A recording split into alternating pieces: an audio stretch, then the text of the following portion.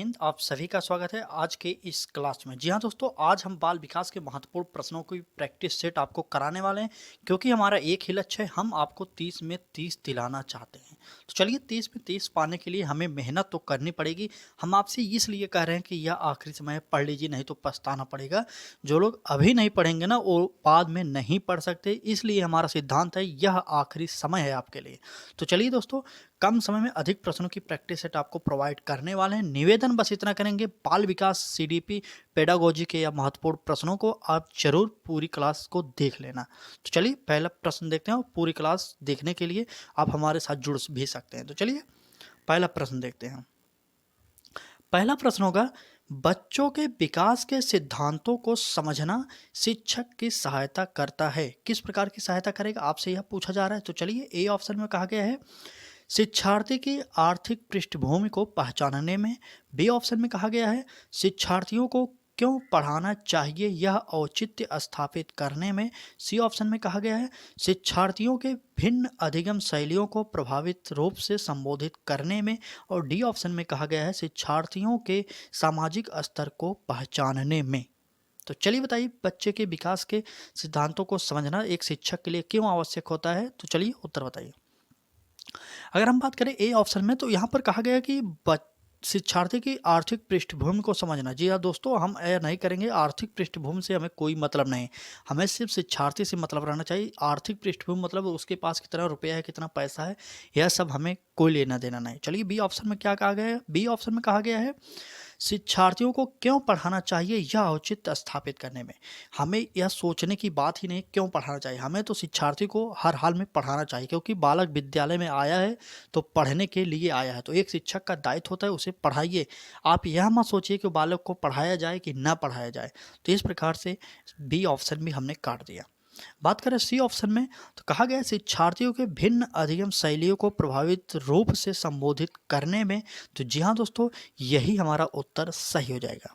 ठीक है, बच्चों के विकास के सिद्धांत को समझना एक शिक्षक के लिए इसलिए आवश्यक होता है, क्योंकि शिक्षार्थी के भिन्न भिन्न अधिगम शैलियों को वह प्रभावित रूप से संबोधित कर सके या प्रस्तुत कर सके। तो इस प्रकार से हमारा उत्तर सी हो जाएगा। और डी ऑप्शन में क्या कहा गया था, डी ऑप्शन में कहा गया था शिक्षार्थी के सामाजिक स्तर को पहचानने में।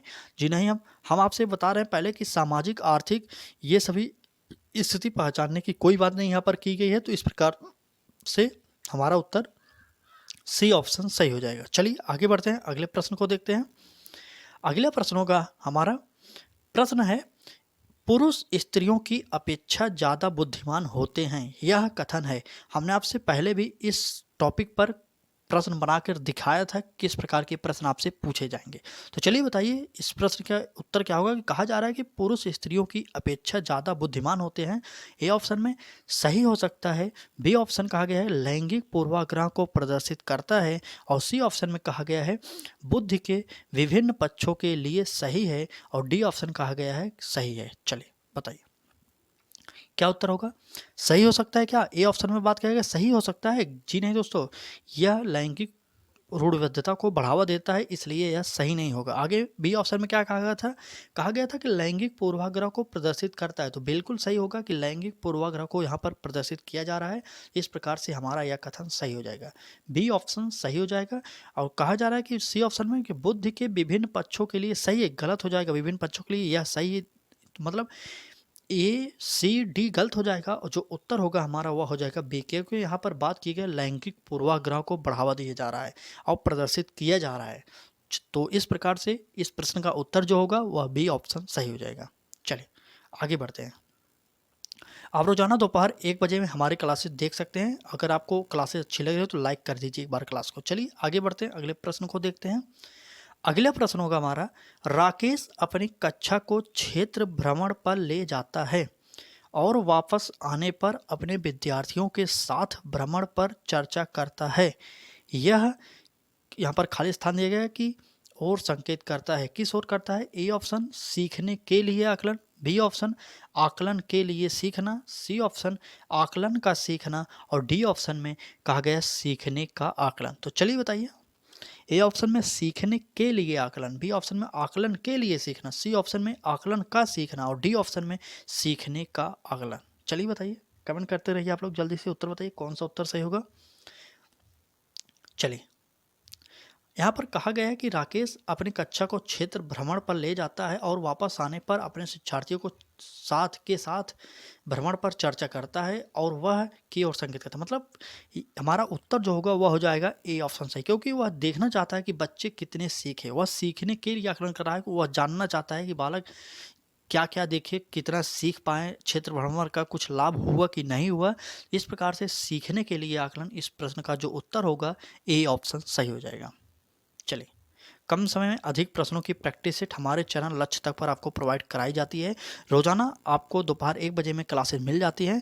जितने भी लोग सीटेट की तैयारी कर रहे हैं और डर रहे हैं कि पास होंगे कि नहीं, तो वो हमारे साथ जुड़ सकते हैं। सीडीपी में 30 में 30 की गारंटी लेते हैं हम, क्योंकि मैं खुद पाया था, तब आपको दिलाने की बात करता हूँ।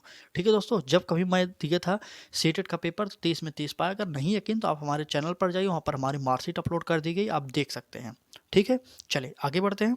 और हाँ, यह मतलब नहीं कि सिर्फ सब्सक्राइब कर लीजिए और आप 30 में 30 पा जाएंगे। नहीं दोस्तों, जो हमारी रोजाना क्लासेज आती हैं दोपहर 1 बजे में, आपको पढ़ना पड़ेगा, तभी तो आप 30 में 30 कर सकते हैं। तो चलिए आगे बढ़ते हैं, अगले प्रश्न को देखते हैं। अगला प्रश्न होगा हमारा, शिक्षार्थियों को, यहाँ पर खाली स्थान दिया गया, शिक्षार्थियों को के लिए प्रेरित नहीं करना चाहिए। किसके लिए प्रेरित नहीं करना चाहिए, आपको यह उत्तर बताना होगा। तो ए ऑप्शन में बात करें तो कहा गया है समूह कार्य में एक दूसरे से साथी के साथ सक्रिय रूप से अंतःक्रिया करने में। बी ऑप्शन में कहा गया अधिक से अधिक पाठ सहगामी क्रियाओं में हिस्सा लेने में। सी ऑप्शन में कहा गया है शिक्षक जो पूछ सकते हैं उन सभी प्रश्नों के उत्तर याद करने के लिए। और डी ऑप्शन कक्षा के अंदर और बाहर अधिक से अधिक प्रश्न पूछना। तो चलिए बताइए क्या उत्तर होगा।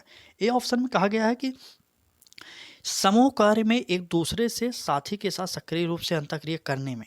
चलिए, प्रेरित नहीं करना चाहिए, मतलब ये हमारा जो गलत आंसर होगा वही हमें टिक करना है। तो ये हमारा ऑप्शन ए सही था, इसलिए हमने इसे काट दिया, क्योंकि सही हमें टिक नहीं करना है।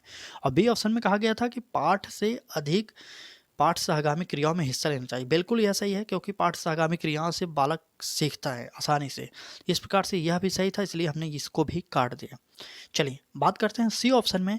कहा जा रहा है कि शिक्षक जो पूछ सकते हैं उन सभी प्रश्नों के उत्तर याद करने के लिए कहना, यह हमारा गलत हो जाएगा। यह हमारा गलत हो जाएगा, पहले ही जो गलत होगा वह हमने सही कर दिया, क्योंकि यहाँ पर निगेटिव शब्दों को चुनना था। तो यही हमें सी ऑप्शन सही हो जाएगा हमारा। चलिए, क्योंकि हम बालक को याद करने के लिए नहीं कर सकते, रटंत विद्या हमें सीटेट में फॉलो नहीं करना है। आपको मैं बार बार ट्रिक बता दिया हूँ, अब आप अगर गलती करते हैं यह आपकी बहुत बड़ी गलती होने वाली है। चलिए दोस्तों आगे बढ़ें। क्लास समझ में आ रही है कि नहीं समझ में आ रही है, आप कमेंट कर सकते हैं। तो चलिए दोस्तों आगे बढ़ते हैं। अगर क्लास अच्छी लगी तो लाइक कर दीजिए, चैनल पर पहली बार आए तो सब्सक्राइब करके बेल आइकन को ऑन करिए, जिससे आपको नोटिफिकेशन यूट्यूब भेजता रहे। और लाइक कर देंगे तो यह क्लास यूट्यूब अधिक से अधिक लोगों तक भेज देगा, जिससे अधिक से अधिक लोग लाभान्वित होंगे। हर साल सीटेट आपको देना नहीं पड़ेगा, एक बार हमारे साथ जुड़िए और अच्छे से तैयारी कर लीजिए। सीटेट की बार बार की झंझट आपको ख़त्म कर देना पड़ेगा। चलिए आगे बढ़ते हैं, अगला प्रश्न देखते हैं। प्रश्न होगा निम्नलिखित में से कौन सा रचनात्मक आकलन के लिए उपकरण नहीं है। कहा गया है रचनात्मक आकलन के लिए उपकरण कौन सा नहीं है। ए ऑप्शन मौखिक प्रश्न, बी ऑप्शन सत्र परीक्षा, सी ऑप्शन प्रश्नोत्तरी और खेल, और डी ऑप्शन दंत कार्य। चलिए उत्तर बताइए। दंतकार आपको पता होना चाहिए कि रचनात्मक आकलन इससे किया जा सकता है। प्रश्नोत्तर और खेल की बात की जाए तो यहाँ पर भी रचनात्मक खेल मतलब रचनात्मक आकलन का आप उपकरण मान सकते हैं इसे भी। लेकिन बात करें सत्र परीक्षा तो यह हमारा गलत है। सत्र परीक्षा के द्वारा कोई भी रचनात्मक आकलन नहीं किया जा सकता। सत्र परीक्षा एक रटंत विद्या प्रणाली पर आधारित होती है, आप रट कर भी उस परीक्षा को पास कर सकते हैं। तो इस प्रकार से हम कह सकते हैं कि रचनात्मक आकलन सत्र परीक्षा से नहीं होता।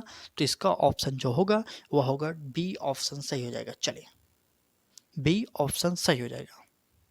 आगे बढ़े, बताइए। कम समय में अधिक प्रश्नों की प्रैक्टिस सेट कराते हैं रोजाना दोपहर 1 बजे। आप बार बार कमेंट मत करिए, क्लास अच्छी लग रही है नहीं, यह इतना कमेंट करके बता देना जरूर, जो लोग भी जुड़े हैं हमारे साथ। और जो लोग हमारे साथ जुड़ते जा रहे हैं उनसे एक ही निवेदन करेंगे, और रोजाना क्लासेस देखें। यह नहीं सिर्फ आप सब्सक्राइब करें और पढ़े ना, तो आपका कोई मतलब नहीं बनता सब्सक्राइब करने से।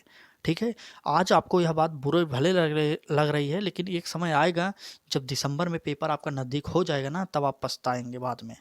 तब उससे से कोई मतलब नहीं निकलेगा, क्योंकि आपके पास समय जब था तब आपने कुछ नहीं किया। जब समय अंतिम आएगा तब आपको सोचेंगे कि कितना पढ़ लें। ठीक है, तो इसलिए हम कहते हैं कि जीवन में एक समय ऐसा भी आता है ना, जब सोचने पर आते हैं कि किताब का पन्ना पलटे या किताब ही बंद कर दें। ठीक, तो आपको समझना पड़ेगा कि अभी हमें किताब का पन्ना पलटता है, पढ़ना है कि किताब बंद करनी है। उस स्थिति में आप पहुंच चुके हैं। आज देखते होंगे किसी भी राज्य में शिक्षक भर्ती का क्या हाल है, किस प्रकार के शिक्षक भर्ती आ रहे हैं आपको पता होगा।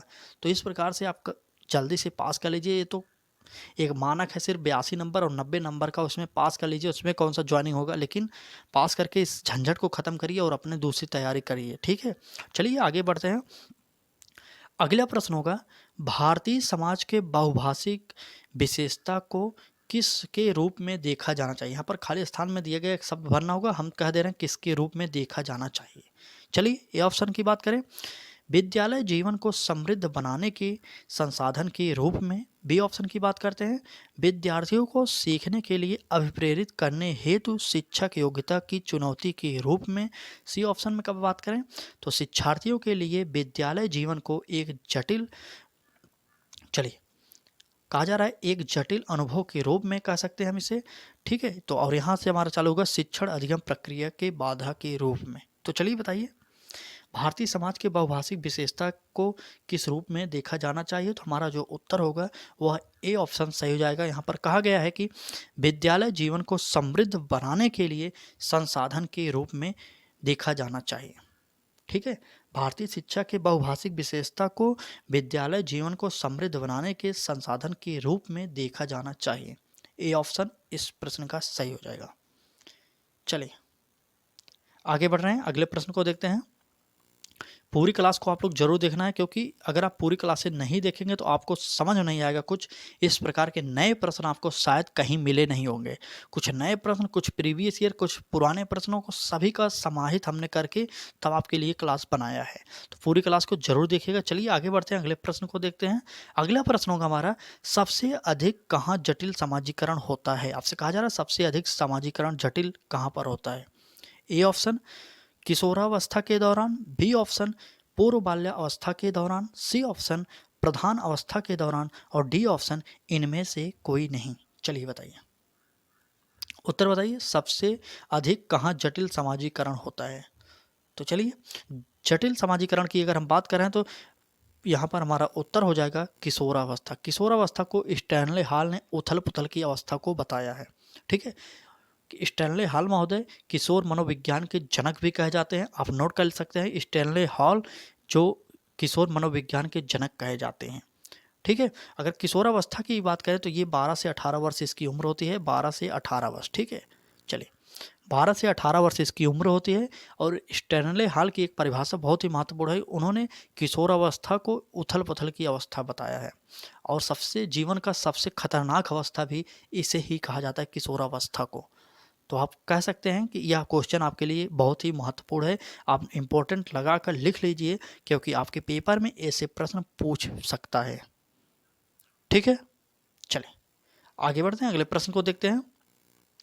अगला प्रश्न होगा हमारा, आनुवांशिकता को, यहाँ पर फिर खाली स्थान दिया गया, आनुवांशिकता को सामाजिक संरचना माना जाता है। कौन सी सामाजिक संरचना माना जाता है यह बताइए। ए ऑप्शन गौण, बी ऑप्शन गत्यात्मक, सी ऑप्शन स्थिर और डी ऑप्शन प्राथमिक। चलिए बताइए, आनुवांशिकता को कौन सा सामाजिक संरचना माना जाता है। तो हमारा उत्तर हो जाएगा आनुवांशिकता जो है स्थिर, ठीक है, स्थिर संरचना मानी जाती है, सामाजिक संरचना मानी जाती है। चलिए आनुवांशिकता को स्थिर सामाजिक संरचना माना जाता है। सीटेट 2011 के पेपर में आया हुआ प्रश्न है, देख लीजिए।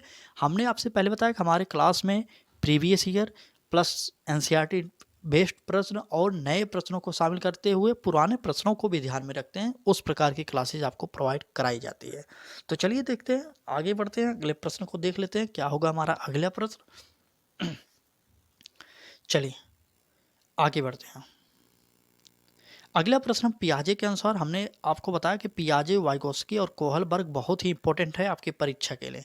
आपको इन तीनों मनोवैज्ञानिकों को ध्यान में रखते हुए तैयारी करना है, क्योंकि अगर आप इन तीनों मनोवैज्ञानिकों को भूल गए तो आपका लगभग 20 से 25 नंबर सीटेट में कट ही जाएंगे, क्योंकि इनसे प्रश्न बहुत अधिक मात्रा में पूछा जाता है। क्योंकि सीडीपी की बात करें तो सीडीपी में 5-6 नंबर तो कन्फर्म है इन तीन मनोवैज्ञानिकों से पूछे जाने की। तो हमारे क्लास पर आपको सभी तैयारी कराई जा रही है, तो आप करिए, आसानी से कर सकते हैं। हमारे चैनल पर आपको प्रोवाइड मिल जाएगा, जीन पियाजे के बारे में प्रश्नों को मिल जाएगा, कोहलबर्ग, वाइगोत्स्की, इन सभी से संबंधित जितने भी प्रैक्टिस सेट होते हैं उनको भी कराया जा रहा है। और प्लस इसके बाद इन तीनों मनोवैज्ञानिकों से संबंधित जितने भी प्रीवियस ईयर में प्रश्न पूछे गए हैं उसको भी कराया जा रहा है। तो बताइएगा आप लोग इस प्रश्न का उत्तर। चलिए, यहाँ पर कहा गया है पियाजे के अनुसार विकास की पहली अवस्था के दौरान बच्चा सबसे बेहतर सीखता है। कैसे सीखता है? ए ऑप्शन निष्क्रिय शब्दों को समझने के द्वारा, बी ऑप्शन अमूर्त तरीके से चिंतन द्वारा, सी ऑप्शन भाषा के नए अर्जित ज्ञान के अनुप्रयोग द्वारा, और बात करें डी ऑप्शन की तो इंद्रियों के प्रयोग द्वारा। चलिए बताइए। पहली अवस्था को आपको पता होना चाहिए कि संवेदी गामक अवस्था कहा जाता है। पहली अवस्था जीन पियाजे की जो अवस्था थी संवेदी गामक थी, जिसकी उम्र कहा जाता है तो जन्म से 2 वर्ष तक। ठीक है, जन्म से 2 वर्ष तक इसकी उम्र अवस्था होती है। तो आप सोचिए, क्या जन्म से 2 वर्ष का बालक निष्क्रिय शब्दों के द्वारा समझ सकता है? तो जी नहीं। अमूर्त तरीके से मतलब समझ सकता है? जी नहीं। चिंतन नहीं कर सकता? जो दिखाई नहीं देता हो उस पर चिंतन संवेदी गामक की अवस्था में बालक नहीं कर सकता। और बात करें सी ऑप्शन में तो कहा गया है कि भाषा के नए अर्जित ज्ञान के अनुप्रयोग द्वारा, तो यह भी हमारा गलत हो जाएगा। सबसे बेस्ट आंसर हो जाएगा डी ऑप्शन इंद्रियों के प्रयोग द्वारा। तो संवेदी गामक अवस्था की जो विशेषता होती है वह बालक इंद्रियों के द्वारा ही सीखता है या प्रयोग करता है। चलिए आगे बढ़ते हैं। डी ऑप्शन इस प्रश्न का सही हो जाएगा, यूजिंग द सेंसेस। चलिए बताइए। चलिए आगे बढ़ते हैं। इस प्रश्न का उत्तर डी ऑप्शन सही हो जाएगा। इसकी अवस्था को आप लिख सकते हैं किस अवस्था में होता है? 0 से 2 वर्ष कह सकते हैं, जन्म से 2 वर्ष या 0 से 2 वर्ष, यही होता है जीन पियाजे की पहली अवस्था, जिसे संवेदी गामक अवस्था कहा जाता है। इनके चारों अवस्थाओं को मैंने बताया था, अगर आप नहीं जानते तो जान लीजिए। पहला अवस्था होता है संवेदी गामक अवस्था, फिर होता है पूर्व संक्रियात्मक अवस्था, फिर होता है मूर्त संक्रियात्मक अवस्था, फिर होता है औपचारिक संक्रियात्मक अवस्था। इन अवस्थाओं की उम्र सीमा को भी याद कर लीजिए। पहली अवस्था जैसे संवेदी गामक यहाँ पर लिख दिया गया है कि जन्म से 2 वर्ष तक। दूसरी अवस्था पूर्व संक्रियात्मक अवस्था होती है जो 2 से 7 वर्ष तक होती है। और तीसरी अवस्था की बात करें तो मूर्त संक्रियात्मक अवस्था होती है जिसकी उम्र होती है 7 से 11 वर्ष। और बात करें चौथी अवस्था और आखिरी अवस्था की तो उसे हम औपचारिक संक्रियात्मक अवस्था कहते हैं, जिसकी उम्र होती है 11 वर्ष से ऊपर। चलिए इस प्रश्न का उत्तर आप लोग डी टिक कर लीजिए। आगे बढ़ते हैं। चलिए अगला प्रश्न देखते हैं हम लोग। प्रश्न है हमारा, सीखने का वह सिद्धांत जो पूर्ण रूप से और केवल अवलोकनीय व्यवहार पर आधारित है, सीखने के कौन से सिद्धांत से संबंध है? किस सिद्धांत से संबंध है आपको यह बताना होगा, खाली स्थान में भरना पड़ेगा। ए ऑप्शन विकासवादी, बी ऑप्शन व्यवहारवादी, सी ऑप्शन रचनावादी, और डी ऑप्शन संज्ञानवादी। चलिए उत्तर बताते रहिए, आप लोग कमेंट करते रहिए। चलिए जल्दी बताइए। चलिए अगर बात करें सीखने का वह सिद्धांत जो पूर्ण रूप से और केवल अवलोकनीय व्यवहार पर आधारित है, तो सीखने का यह जो होता है रचनावादी सिद्धांत से संबंधित होता है। तो इस प्रकार से हमारा इस प्रश्न का जो उत्तर होगा वह हो जाएगा सी ऑप्शन रचनावादी सिद्धांत से। ठीक है, रचनावादी सिद्धांत से यह हमारा उत्तर सी सही हो जाएगा। आगे बढ़ते हैं। चलिए क्लास अच्छी लग रही है तो लाइक कर दीजिए और चैनल को सब्सक्राइब करना ना भूलें, क्योंकि सीटेट की फ्री में क्लासेज प्रोवाइड कर दी जा रही है आपके लिए। इससे पहले मैंने खुद सीटेट, यूपीटेट, रीड इन सभी परीक्षाओं को पास किया था और तब आपके लिए तैयारी करा रहा हूँ। अगर आपको यकीन नहीं होता तो देख लीजिए हमारी मार्कशीट। अब आप हमारे चैनल पर जाइए, चैनल के मेन पेज पर चले जाइए, वहाँ पर आपको ऊपर थंबनेल में लगा कर दिखा दिया गया है और प्लस एक वीडियो भी आपको प्रोवाइड कर दी गई, वहाँ पर आप देख सकते हैं। 2021 में के तीनों परीक्षाओं को मैंने पास किया था। उसके बाद फिर मैंने कभी सीटेट, टेट, यूपीटेट इन सभी को नहीं दिया, क्योंकि मुझे पता चल गया कि मैं जब पहली बार में पास कर सकता हूं तो आपको भी करा सकता हूं। इसलिए तब से मैं मेहनत कर रहा हूं आपको पास कराने के लिए। तो चलिए देखते हैं, आगे बढ़ते हैं। अगर क्लास अच्छी लगी तो लाइक कर दीजिए और चैनल को सब्सक्राइब जरूर कर लीजिए ताकि आपको नोटिफिकेशन मिलता रहे। हम आपको ट्रिक भी बताते हैं, इम्पोर्टेंट प्रश्न भी कराते हैं, जो महत्वपूर्ण पेडागोजी के प्रश्न हैं उनको रोज तो करा ही रहे हैं, प्लस शॉर्ट वीडियो के जरिए भी आपकी तैयारी कराते हैं। तो सभी प्रकार की तैयारी आपको कराई जा रही है। तो चलिए आने वाले समय में हम आपको नोट्स भी प्रोवाइड करने वाले हैं। जुड़ जाइए हमारे साथ। हम नोट्स जो अपना एक नोट्स था, हैंड रिटन नोट्स बनाए थे खुद सीटेट के लिए और यूपीटेट के लिए, इन सभी की नोट्स आपको प्रोवाइड करेंगे। धीरे धीरे आप जुड़ते रहिए हमारे साथ। जब आपका परीक्षा डेट नज़दीक आएगा तब आपको नोट्स प्रोवाइड कर दिया जाएगा, वो भी वन लाइनर एनसीईआरटी के प्रश्नों को लेकर।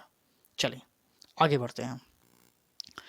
अगला प्रश्न है हमारा, सिद्धांत के रूप में रचनावाद। सिद्धांत के रूप में रचनावाद क्या होगा? चलिए, ए ऑप्शन में कहा गया है कि दुनिया के बारे में अपना दृष्टिकोण निर्मित करने में शिक्षार्थी की भूमिका पर बल देता है। बी ऑप्शन में बात करें तो सूचनाओं को याद करने और पुनः स्मरण द्वारा जांच करने पर बल देता है। बात करें सी ऑप्शन की तो कहा गया है शिक्षक की प्रभुत्वशाली भूमिका पर बल देता है। बात करें डी ऑप्शन में तो कहा गया है अनुकरण की भूमिका पर केंद्रित होता है। चलिए बताइए उत्तर, देखते हैं। अगर सिद्धांत के रूप में रचनावाद की बात करें तो हमारा उत्तर ए सही हो जाएगा, क्योंकि रचनावाद कहता है कि दुनिया के बारे में अपना दृष्टिकोण निर्मित करने में शिक्षार्थी की भूमिका पर बल देना चाहिए। तो इस प्रकार से इस प्रश्न का जो उत्तर होगा वह हो जाएगा ए ऑप्शन। तो आज की क्लास बस इतना ही थी। आपको क्लासेज कैसी लगी? क्लास अच्छी लगी तो लाइक करिए, चैनल पर नए हो तो सब्सक्राइब करके बेल आइकन को जरूर ऑन कर लीजिए।